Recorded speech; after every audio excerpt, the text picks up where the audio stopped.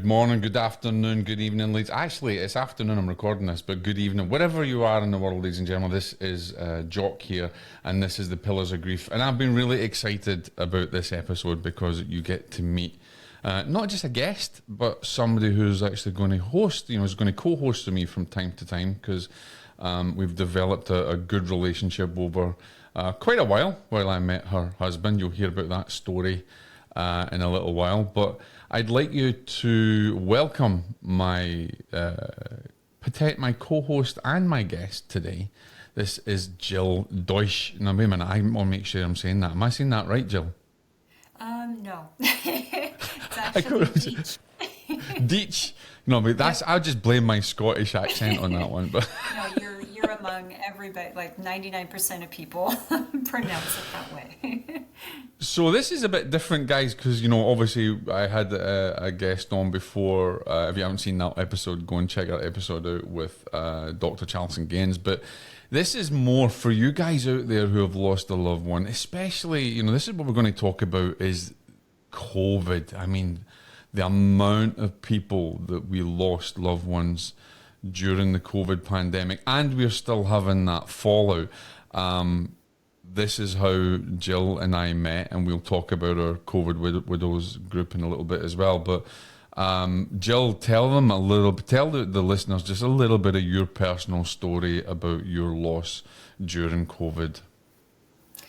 Well, it was really unexpected, of course, like most people, I'm sure, but Chris was perfectly healthy. He rode motorcycles. He was a car racer in his spare time. And he started feeling bad, and he told his boss, but he didn't tell me for about a week. And then he ended up trying to take care of it on his own until finally it got to a point where I figured something was up. And he actually begged to go to the hospital, which was not like him at all. He was very much anti going, to doctors. Yeah. A tough guy. And so he went in. Yes, I've seen him, not over just in the spirit side of life, but I've seen pictures of him, obviously, yeah. And he's a big dude. Oh, yeah. He was a big guy, yeah. 6 foot and, well, not quite 6 foot, but yeah, big guy, broad shoulders, tough. But it took him down in about 12 days. And it was just having to deal with that immediate trauma was incredibly hard. It's I know what you've gone through, and it's not easy to talk about loss when we've lost a loved one. But one of the things that I noticed, especially, and you and I have talked about this many times, and for you, ladies and gentlemen, that are listening to this out there, COVID was very different, right? COVID, as we've talked about, Jill, when someone is dying with an illness, cancer, or even if they've been, God forbid, even if someone's been murdered or something's happened, you can almost equate that to, there's a reasoning behind this. Exactly. Whereas, as we've talked about many times, and especially within our group as well, that there just doesn't seem to be a reason, was there? It was like a thief in the night, essentially. Yeah, I mean, on the death certificate they put natural causes, and I'm like, there was nothing natural about it. It was actually man-made. Whatever your opinions are on that, I have my own opinions, but it wasn't a natural cause. If it had been a motorcycle accident, I could have so understood it much more. This is my point.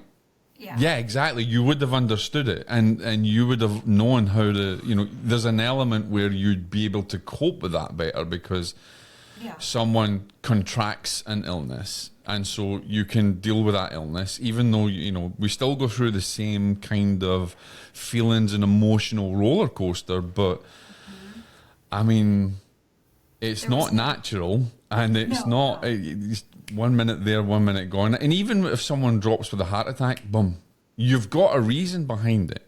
Yeah. There just was no rhyme or reason to this. And I'm sure people listening out there.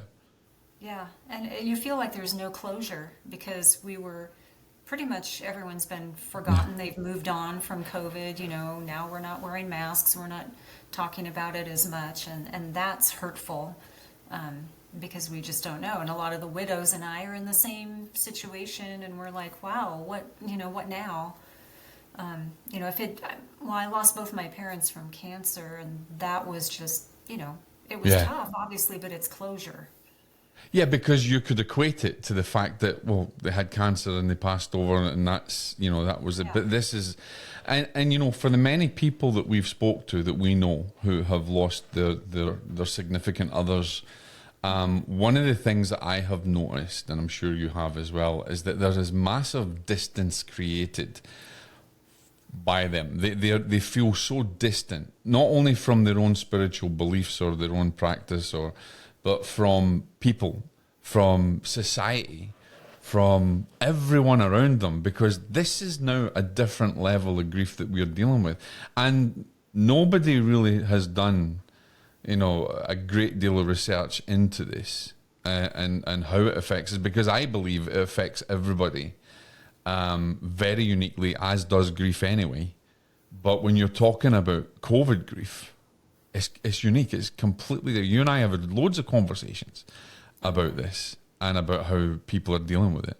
And some people that we know have are borderline, in mental anguish and torture and even bordering on psychosis. So, there is something here that's almost like a ghost in the night that kind of, I almost think about the days of Moses, when we look back in the day when they send the mist and stuff, or the firstborn, and it's just a nothingness that takes the firstborn.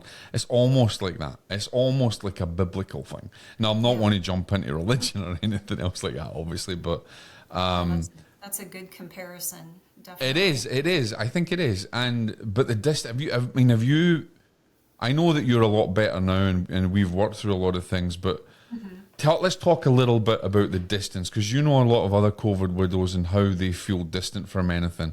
How do you think that manifests, as it did in your immediate life, and even with your relationship with your son and everybody else, and then how these other women and men are coping with losing their loved ones and that distance between them?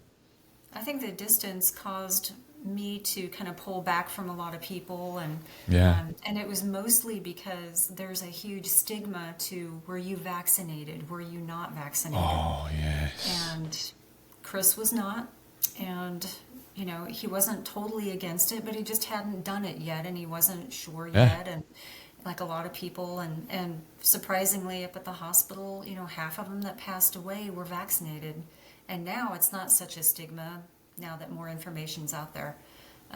But at the time it was like, why are you taking up bed space? Why, it was almost like you were evil for not doing it. So then the widows and I, we kind of hunkered down and hid away and didn't talk to anybody. And that. Do you think that compounded your grief worse because you couldn't essentially express your grief in the same way that anybody who had lost a mother, a father, a son, or a daughter through an accident or any other way, you weren't able to express that, were you? You couldn't express your grief. No, it totally crippled any kind of expression. I remember. You were looked at as, wow, your husband wasn't vaccinated, and then you just shrunk down into this hole and stayed there. And then things started getting, a little bit more opened up, but some of the widows that I know are still in that hole, and it's sad. And here's the thing, because we're not even speaking about it much, and people are not necessarily even taking any precautions these days. I guess with the widows that are in that hole, they have a new level of grief almost every day. Yeah, they don't have that closure yet, because now we're not even talking about it. If hopefully in the future, maybe they'll start talking about it again and delve into it, and then, because I know they talk to me a lot about, wow, will there ever be justice? Will there ever be anything said about definitive origins and that? Do you think it hurts them more chasing elements of justice. Because we've talked about this before as well, and you know my thoughts on it, because it's like, I tend to think when we're looking for justice, we're kind of, it doesn't help us. It's not a panacea for the pain. It's not going to actually help the situation. No, it doesn't. I mean, I know a couple of the widows belong to a justice Facebook page, and I've looked at it, and it's really heartbreaking. You know, Yeah. They have the photos, they have all the protocol and everything, and yes, I didn't agree with any of the protocol. Yeah. You know, I was yelled at for wanting ivermectin and things like that. But I don't believe in going after the hospital because they're not really the origin. No, they're not. And at the end of the day, it's whether anybody out there believes it was man-made or whether it was natural, it was an unknown force. It was this almost biblical epidemic. No, I mean, you don't even know if it's that word. Plague, sorry, plague of locusts and stuff like that descended. And I mean, even at the point where, people were falling away from not only their immediate environment, the relations and people that were in, and people were losing relationships through this because they were falling out with their friends and they were falling out with their family. And I can't remember who it is. I know someone at the moment who's totally distant from their family, and it's all to do with COVID, and it's all to do with one of them went up there unmasked and they haven't spoken for like 8 months. Oh, geez. Yeah. So it was distant. So I mean, it's created. There's a good thing. There's a good thing about the pandemic that many people talk about. I mean, it made us more aware of the preciousness of life, I think, and to live our lives to the full. But I think it created not only loss and grief, but there was a lot of grief with people losing their relationships and their friendships as people fell out with things. It's not necessarily a good thing, I think, to keep looking and searching for justice, because what happens when you get justice? It doesn't take away the pain. It doesn't. I think it makes it worse. Yeah, you've witnessed it. I have, yeah, and it's not pretty. I mean, I think that down the road things will naturally come out about it, but it, like you said, it is something that was biblical. It was evil in its origin, and it took so many people, and that I totally agree with. But like I said, I don't want to ever feel like I'm going to go after the hospital or anything. They did their best. Chris had, I believe, some underlying issues with his lungs. He went out dirt biking, and he had to get off his bike and sit down in the middle of the desert and have them go and leave him, and he caught up. But, being guys, they laughed about it. They're like, oh, you big sissy. One too many beers, Chris. They don't care. But then we found out later, that it could have been he had some, asbestos exposure when he was working with auto parts. And it literally shows up 40 years later. And he was. Do you think that could have compounded the matter with the COVID as well? Because obviously with the COVID that had been in the lungs and... Yeah, I do, because the doctor said in his x-ray that there was some broken glass opacity in the top of one of his lungs, and he said some of that's COVID, but not all of it. And right then I had, kind of a light bulb go off and then I started connecting him not being able to breathe on the bike, things like that.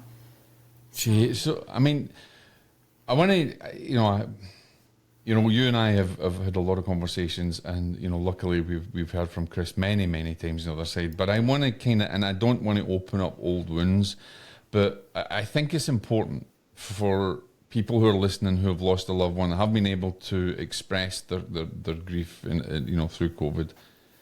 I want to go back to how you immediately felt when you got the news that it happened, because we've talked about how much guilt that you held and how much shame that you held for a long time, and even some of that some now, but go back a little bit when you first heard it, when you first heard the news. How did that impact you? Was it unbelief? How did you feel?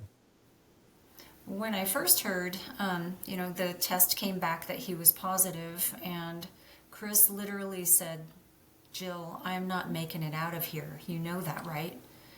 Wow, so he already And set the precedence.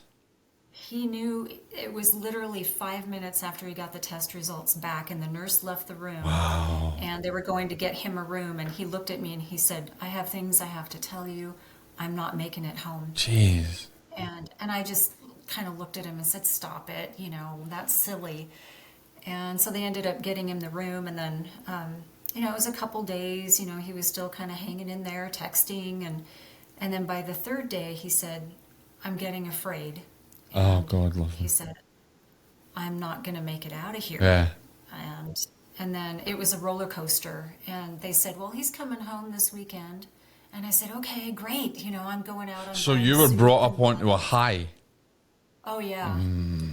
Yeah. That's worse. And then that Friday he got put on the vent at 2 a.m, and I just crashed, and I knew, but I still had hope. And he woke up 2 days after that on our anniversary, and I was able to say I love you. Yeah.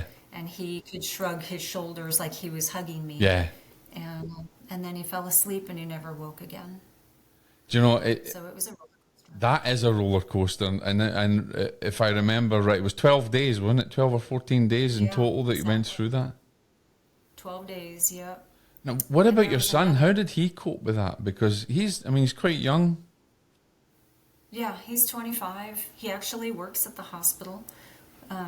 And he was in disbelief. He didn't go up there as much as I did in Yeah. the beginning because, again, he thought he was coming home. And he said, he felt terrible after everything. He said, I would have been up there so much more if I'd known. But again, I'd come home and I'd be like, yeah, he's supposed to be home. So there's an element of denial. You don't want to really accept Yeah, yeah. the inevitable. You're holding on to that last glimmer of hope and everything else. And do Yeah. you think as well after because you mentioned obviously people about the whole, whether you were, had the COVID jab or anything else. Mm-hmm. Were you afraid to talk about his passing, and how it happened afterwards as well? Oh, yeah, absolutely. To certain people. A lot of his biker buddies were not vaxxed, some were. His death made a couple people go and get jabbed. Right. Now that's so- interesting because they went to get jabbed, but yet the people that were passing mainly were the people that were vaccinated. Yeah, yeah. There were 15 of them that passed the same weekend that Chris did on Labor Day weekend of 21. And it was the biggest death toll in Utah. And That's he was part of crazy. it. Yeah. But- It was a huge spike. And I asked the doctor, I said, how many are vaxxed, And he was pretty cool. And he said, yeah, about half.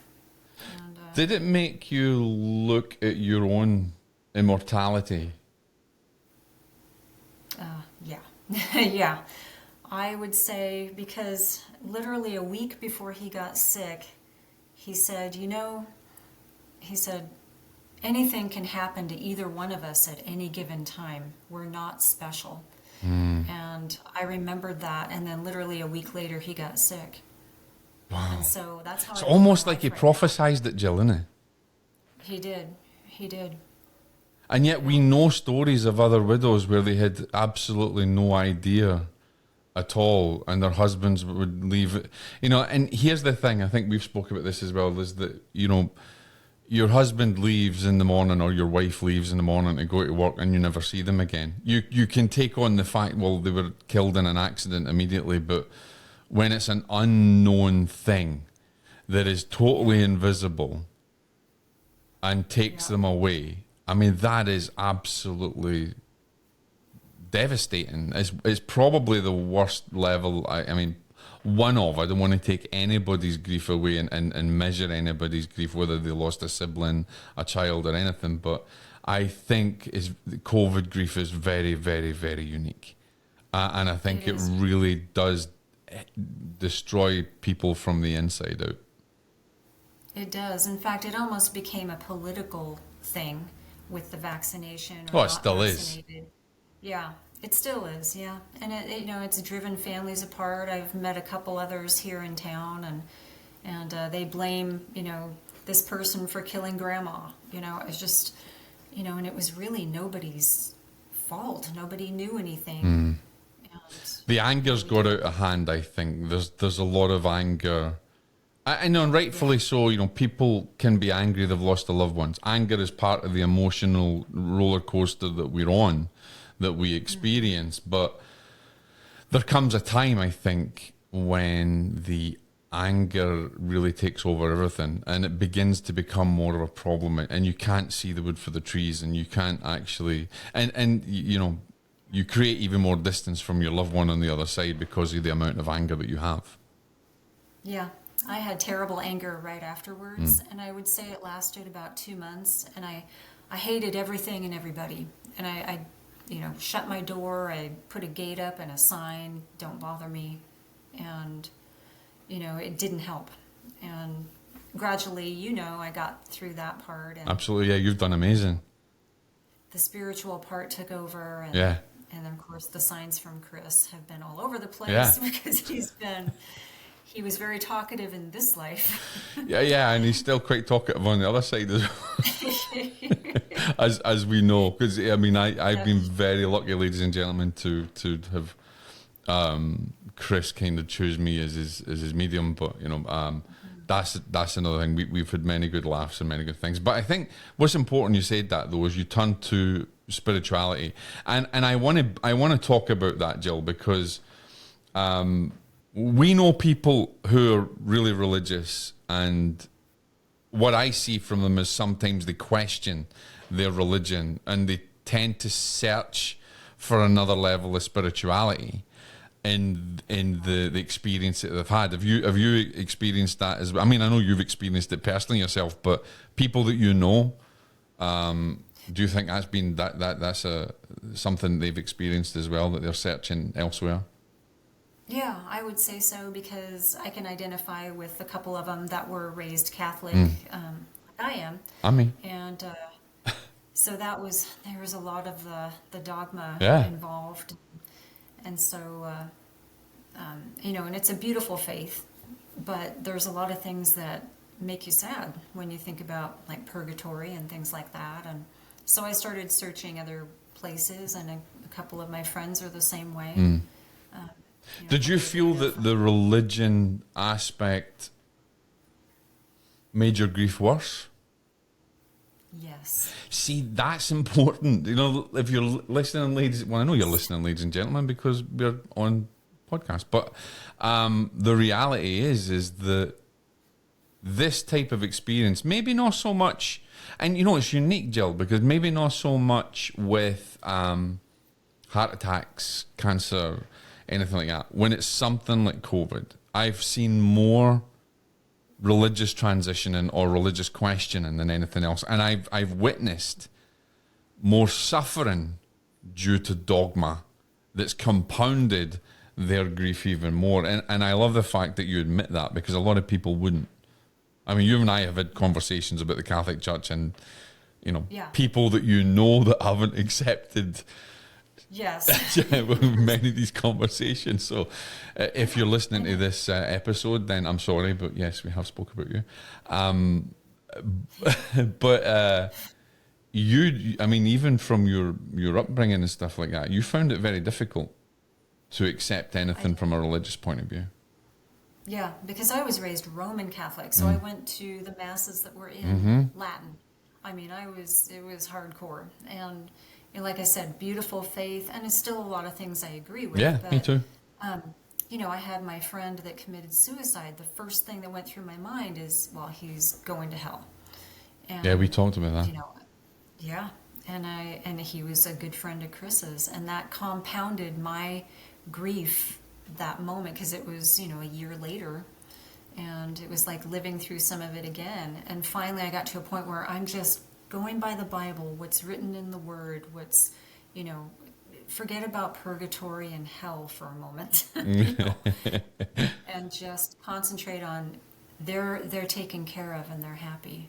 And you've been lucky to have, lots of evidence of that, and that's helped you tremendously to get through things. And for those of you out there that haven't had that, part of the reason that you don't experience these connections is it's nothing to do with going to a medium or anything like that. It's because of either your belief system in a dogmatic faith that keeps you distanced. That's that big word that we talk about again, keeps you distanced from the reality of who you really are. And also the level of grief that you're experiencing, you create fogs around you, and it's not. I mean, it's still not. I mean, you never heal from grief. I've always espoused that and taught that you're never going to heal from it, but it's a place that you have to come to accept it. But I would say, how do you feel about your journey? How your journey now? Since you've gone, I mean, it's not years gone. I mean, it's still relatively new. It's only been a couple of years since COVID now. Mm-hmm. You think you're still on that roller coaster?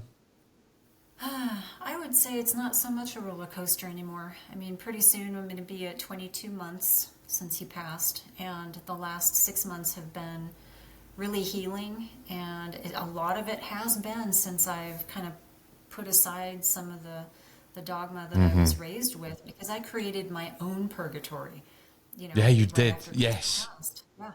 I'm like stuck in this box. I can't go anywhere. I'm in limbo, which is basically what purgatory is. Yeah, for all you Catholics out there listening, you get this, but for all the other ones you don't get this, you need to go and Google it. yeah, Google. Purgatory is not fun. And nothing against my Catholic faith, but it's just not fitting in with certain things with me anymore. And so just reading the Bible and knowing that he's on the other side, and the journey is it's going along really good. I'm really well. That brings us to, because you, through obviously your experience obviously having connections as well, that you wanted to help other COVID widows, and you started this group, and then you kind of invited myself in, and it's kind of grown in its own way. But you're a big proponent of helping others, helping other COVID widows who are going through the situation that you have. Why did you want to do that? Mostly because right after it happened, I met other women like me, and there was nowhere for us to go. If you go to a grief counselor, it was not the same thing. And so you were kind of in a group setting, and we're like, oh yeah, we're going to talk about our husbands being unvaxxed, and we're going to get judged, and we're going to feel worse than we did when we first got there. There was nowhere to go. So do you think the grief counselling was more of a negative thing, and would that be maybe down to the point of grief counselling is a lot of it is based on theory and not experience?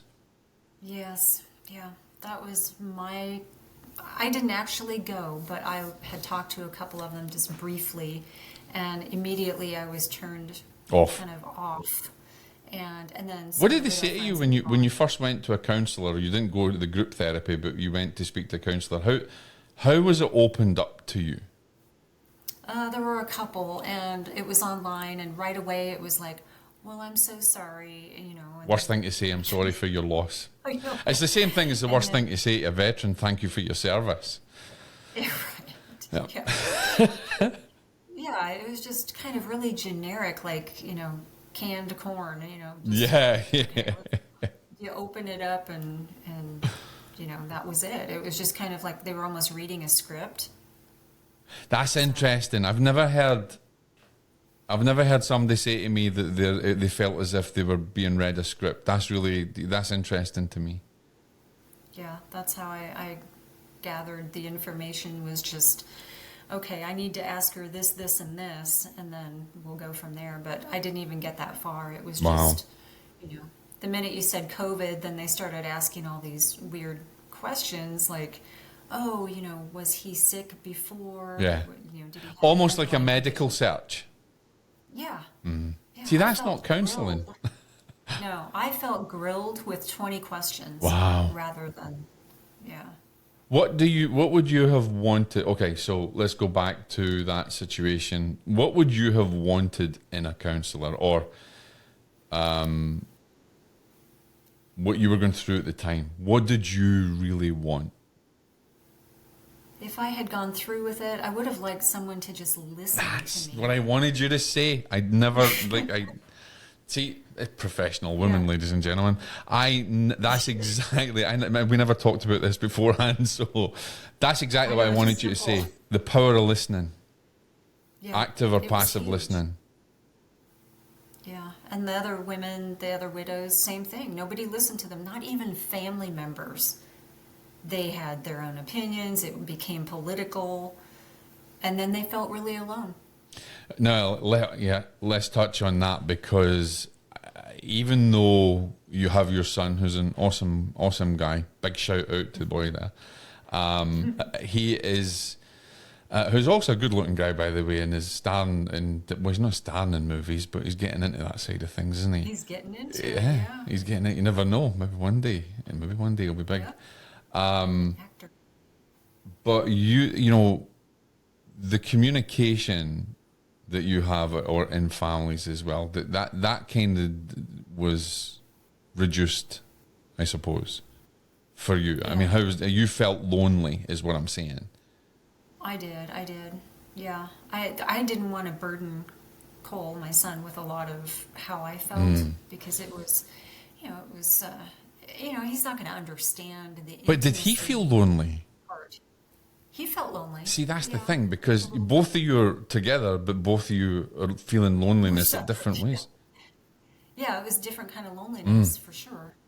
Cole didn't have a good relationship with his real dad, so Chris was more his dad. And so now he lost him. So it was tough. Which, if you're listening, Cole, your dad did, your dad, Chris, did come through and say you were going to get a new job. So there we go. Yeah, I told him. I told you, He's like, and you didn't believe it. So yeah, he was kind of like poo-pooing it, and then and I said, Cole, do you remember what Jock said? What Chris said? oh my God. He's like, oh my gosh. So here's the thing: loneliness is a big aspect to this, and there's a level of loneliness and grief that is very unique to each way that someone passes. But I think, again, like we said, that creates distance. We question religion, we question our connection. But loneliness is a big thing because it keeps you distance in your family. And you and I we know widows that are in our group, because we run this group together, ladies and gentlemen. It's in the Pillars of Grief. We have COVID widows, and you're more than welcome, if you are a COVID widow, to come and join us. There'll be a link in the description. Yes. But we've noticed that they're so lonely. It doesn't matter how many people or how much family is around them. The loneliness is tremendous. Yes. One of them just told me that she went on a family vacation, had a great time while she was there and busy, but then when she got back home, it was the letdown. Yeah, see? And that's kind of kept me from going on trips, truthfully, right now. Yeah, and It's not out of the question later. yeah, and as you get better with it, then obviously you can look at. But I think that's the thing, is because if you go online and you search how to deal with loneliness, it gives you all of these tips and tricks. Okay, go to a group, do this, get in touch with someone, find a new friend. But it's different when you're experiencing COVID grief, right? Because the danger is, and I've done a lot of research with this, the danger is that when you do something that excites you and gets you connected, is it finishes, then you have to go back and live that loneliness again, and you feel even more disconnected. So we have to try and find a way of keeping that alive, that experience and that thought and that alive. And that's something that we work on all the time. Uh-oh. You cut out for a second. Oh, did I? Yeah, I didn't hear your last. So I'm saying, okay, so hopefully Massey can cut that and bring it back in. So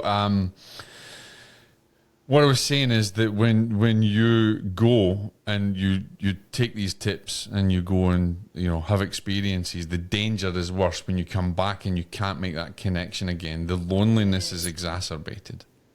Yeah, you're still coming back to an empty house. So you have to heal yourself. You have to be able to be alone with yourself. Yeah. And I was kind of forced to be alone with myself. Because I had all these biker guy friends. They, you know, I love them, but they're not, you know, they're like brothers, and they're, you know, they're not very helpful in that department. They just want to look after you as a wee sister.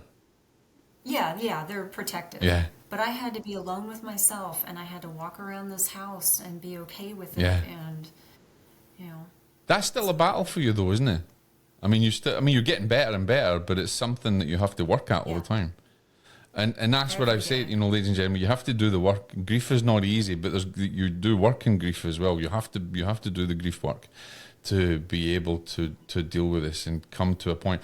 But here's a little tip that I'll give everybody who's listening out there, and it's something that I've said, I believe I've said it in one of our classes, is that when you go out and you do these things, you go to family gatherings, or you go to a class in a library or somewhere else, and you take part in it.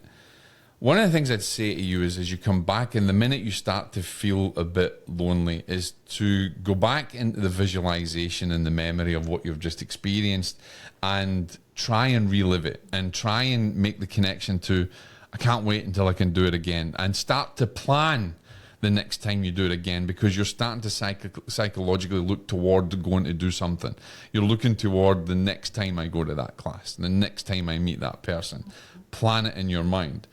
It's not, you know, it's not always going to take all your pain or your suffering away, because it's something that we all have to, even I've lost so many people. It's something we all have to work with. But just go into that kind of meditative state. You know, you've had a great time. You went to a class, or you went to see a show, or whatever it is. Relive it in your mind. Relive it, and then plan the next one in your mind. Plan it. Start to put it together. That's just a little tip that will help you move forward. Help you with it. Yeah, that's very helpful. And I think that having something to look forward to, even little things, I would write little things down on my notebook for the next day. Yeah. Like, oh, I'm going to go buy a plant, or I'm going to go trim a bush outside. Yeah. You know, and then you check it off, and then you feel like, hey, you know, I did something today, and then you do it for the next day. Yeah. What other strategies have you had then that you have found have helped you, that you developed yourself? You never learned that you know, from a book or anything else. You just naturally, what kind of strategies can you share with others? I'm kind of a weirdo. I Love I hit things head on. I figured, what bothers me, what's making me cry while it was going out in the garage. And so now I go out in the garage all the time. I don't cry. But I went out there and I was moving his tools, you know, and things like that, and I started crying. And so I gradually started, you know, being out there more. I would think about him in the hospital, and I would just think about those thoughts, but then realize he's on the other side and he's very happy. And now, for the most part, I can think about that and not get upset. That's brilliant. But there's, you know, some moments. Yeah, I love that. I love that when he pops in as well and sends you a little message from the other side as well, which normally pops in at the most. When I'm nagging him. That's true. Yeah, we're shouting at him and stuff like that. Yeah, but so you can. But it's important for people to know, I think, Jill, is that they can keep that relationship alive. Because here's the thing, ladies and gentlemen, you've kept that relationship alive, right? It's not gone. We've learned that, right, through your experiences. So what would you tell people who have lost their loved ones through COVID, whether they're indoctrinated with religion or not? What would you tell them about your relationship now with, I know you've lost, you know, obviously you haven't lost Chris because we've worked that out, but you know, he's transitioned, right? So tell them how do you feel about your relationship now? Well, one of my favorite things is actually what you told me, that he's in another room. Yes. So I look at him as being in the next room. He used to go on to conventions and things like that, and I couldn't go, so I kind of feel like he's on a convention, and I can't get to where he is right now, but he's okay. And I've had so many signs that were such evidence that, you know, it's unbelievable. So you can definitely have a relationship. I love and him. I talk to him. Yeah, you do. Still every night.